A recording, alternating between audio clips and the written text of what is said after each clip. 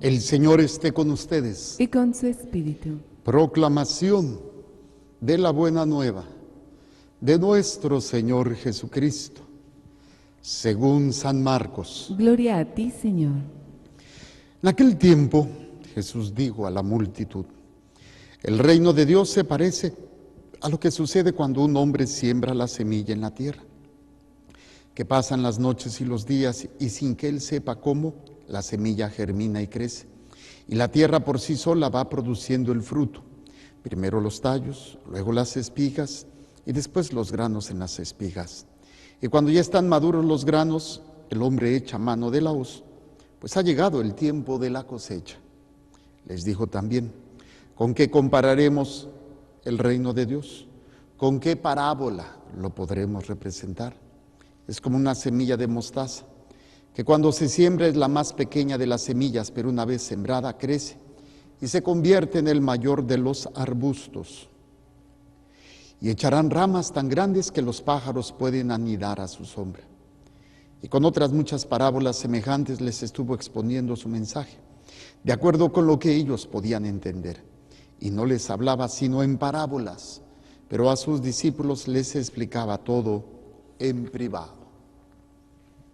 Palabra del Señor. Gloria a ti, Señor Jesús. Por la lectura del Santo Evangelio, sean perdonados nuestros pecados. Amén. A ver, sentaditos. Cuando uno se acerca a la Biblia, pensaría que lo que vamos a encontrar ahí son puras cosas buenas, porque es palabra de Dios. Pero lo que vemos aquí, en la primera lectura, pues, ¿qué palabra de Dios puede tener que un hombre se acueste con una mujer casada y para poderse quedar con ella mande matar al esposo? Pues oye, eso es una porquería. Eso es algo bastante feo, bastante malo. ¿Cómo nos pueden poner esto como palabra del Señor, palabra de Dios? Incluso cuando Madre Teresita terminó de leer la lectura, y si ustedes pusieron atención, pues primero, David no estaba en el lugar donde le correspondía, dice el inicio, que en aquel tiempo era costumbre que los reyes salieran a combatir con sus ejércitos, y bien concha se quedó en casa, sin hacer lo que tenía que hacer. Cuando no estoy en el lugar que debo, fácilmente caigo en tentación. Si el hombre no está en el lugar que le corresponde, si la mujer no está en el lugar que le corresponde, si el sacerdote no está en el lugar que le corresponde, si la monja no está en el lugar que le corresponde, caemos. Entonces, como diciendo, bueno, pues eso, pues, ¿cómo puede ser palabra de Dios que un hombre, un rey, no cumpla su misión y aparte, pues, se acueste con una mujer casada, la deje embarazada, traiga al marido para que se acueste con ella y tapar el ojo al macho, y luego pues no funciona y lo mata? ¿Cuál palabra de Dios? ¿Qué es esto? Esto está peor que las telenovelas mexicanas, ¿sí? No me acuerdo, cuando fui a una consulta con la doctora de la piel, estaba la telenovela en todo. Y no veo nada diferente a cuando las telenovelas que mi mamá veía cuando yo estaba chiquito. Exactamente lo mismo. Ya me acuerdo de algunas porque eran muy famosas, la famosa Colorina, o Los lobos también lloran, no sé cómo se llamaba esa. No, eso no es verdad, no me acuerdo, ¿cómo se llama? Bueno, pero era así. Y la temática es la misma, el chisme, la intriga, exactamente lo mismo. Oye, pues, y luego me lo ponen en la Biblia, pues, ¿qué fregado estamos haciendo aquí? ¿Para qué sirve? Bueno, esto es interesante porque esta es la naturaleza del ser humano. Se llama concupiscencia, se llama pecado, se llama esa tendencia que tenemos por haber nacido con esta debilidad que nos hace precisamente jalar o hacer o llevar nuestra vida a estas situaciones. Entonces, obviamente no es porque Dios quiera eso, pero de esta realidad Dios va a transformar corazones. Lo vamos a oír el día de mañana, cómo a través de una denuncia, a través de una comparación que le va a hacer el profeta Natán a David, él dice, porque le dice, oye, pues es que, fíjate, tengo una cuestión, un hombre que tenía 100 ovejas, pues se quiso comer al que tenía una sola oveja, la mató, se la comió y mandó matar al dueño de la oveja. No, pues ese desgraciado tiene que morir. Pues ese desgraciado eres tú, infeliz. Ay, sí, cierto. Y es cuando viene la oración de arrepentimiento de mi querido David, el famoso miserere. Entonces, esta es nuestra realidad, este es tu corazón.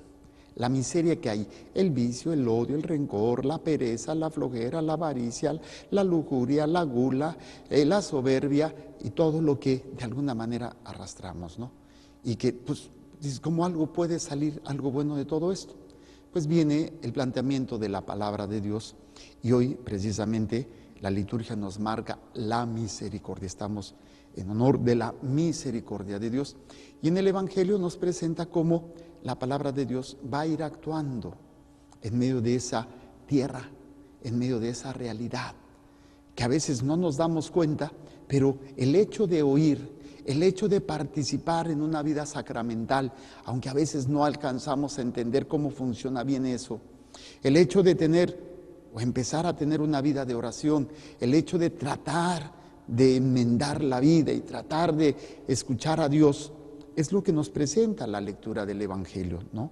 Que es el reino de Dios que se parece a lo que sucede cuando un hombre siembra la semilla en la tierra, que pasan las noches y los días y sin que él sepa cómo, la semilla germina y crece y la tierra por sí sola va produciendo el fruto.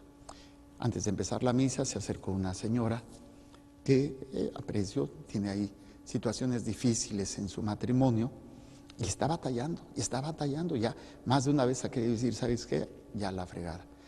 Vino hace tiempo aquí con nosotros, me ha tocado darle acompañamiento en algunos aspectos y pues ella en ese ofrecimiento.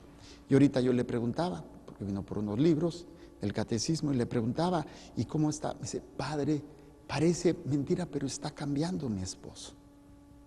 Le digo, sigue actuando, sigue ofreciendo, sigue haciendo oración, en donde, claro, no es un cambio así de la noche a la mañana y ya le pusieron un esposo nuevo, sino que va transformándose. Esa es la misericordia de Dios, pero tiene que haber esa constancia y ese dejar actuar al Espíritu Santo a través de las formas en las cuales el Señor va actuando. Y si esta realidad va a permitir mucho lo que es la conversión, el darse cuenta de que estamos mal, el darse cuenta de que necesito cambiar.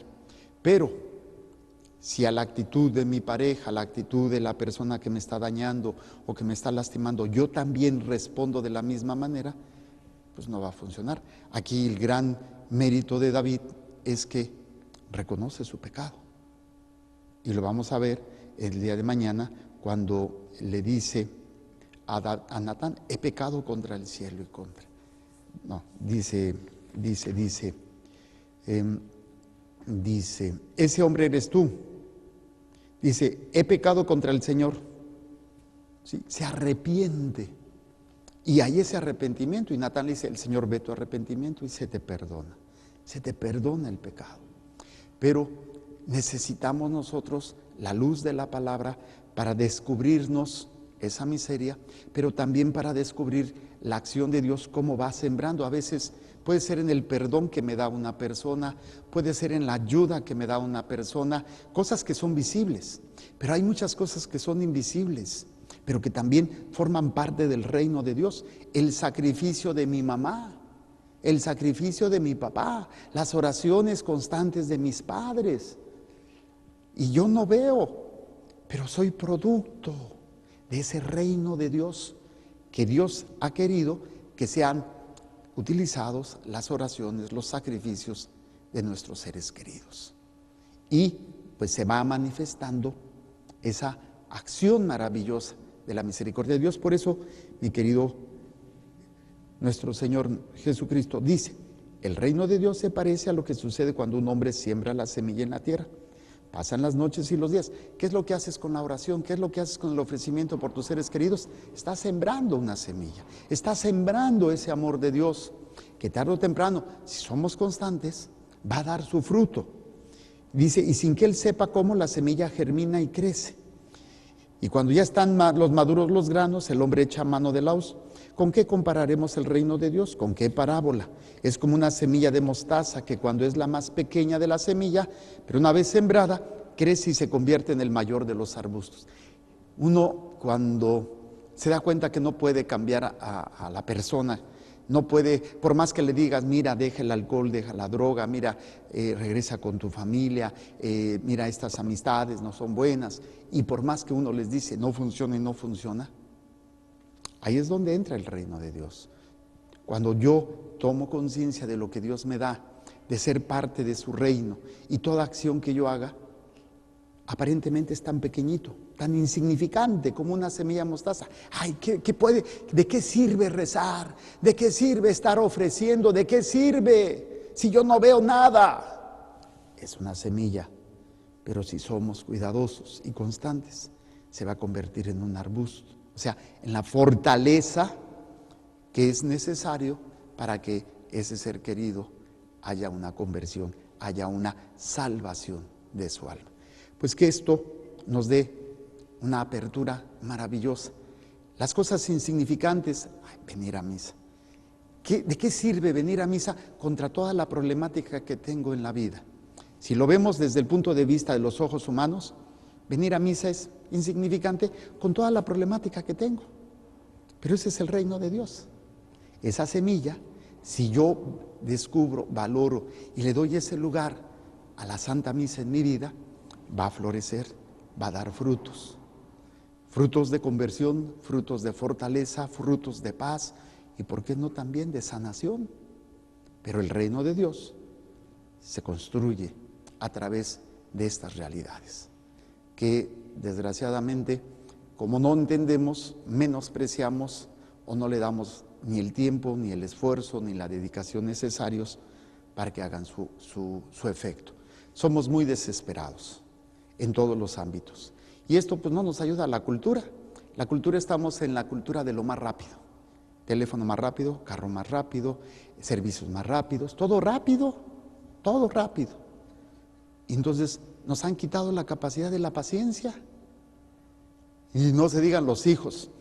Con los hijos ya no hay paciencia con los hijos. Es que su hijo es hiperactivo, hay que drogarlo. Y ahí están los niños mensos de tanta droga, porque los catalogan de hiperactivos, de que no están atentos a la escuela. Esa es la mayor estupidez. Ay, padre, es que a mi hijo ya lo diagnosticaron con trastorno de atención y ya me lo están medicando. Pues sí, ¿qué significa? Que como tu hijo no entró en el esquema que dice sistema de educación que tiene que hacer, pues ya es una normal. Pero eso no es verdad, eso no es verdad. Simplemente tu hijo tiene otras capacidades diferentes a los niños a los que y esto no lo hace ningún retrasado, ningún tonto, ni mucho menos necesita droga. Pero la cultura nos lleva a tenerlo todo rápido, todo lo más rápido posible. Si aprendiéramos a caminar en esa paciencia, el tiempo es de Dios. Hay cosas que qué bueno que tengamos rápido, ¿no?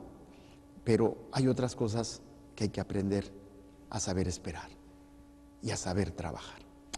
Pues pongamos delante de Dios lo que hay en el corazón de cada uno de ustedes y que ese reino de Dios empiece a fructificar. Muchos de nosotros estamos como David. Nos dejamos llevar por la pasión, nos dejamos llevar por los sentimientos, nos dejamos llevar por no estar en el lugar que me corresponde. Y obviamente viene el pecado. Pero también la gracia de Dios, el reino de Dios, de tantas personas que te aman y que están orando. Incluso tus seres queridos que ya se murieron. ¿Qué es lo que hacen en el cielo? Hacen dos cosas. Aparte de alabar a Dios, interceden por nosotros. Díganme, qué chulada. Ay, ay, ay. No desesperen. La paciencia de que el reino de Dios está creciendo en sus corazones. Presento el pan y el vino. Madre Blanquita, ¿alguna intención?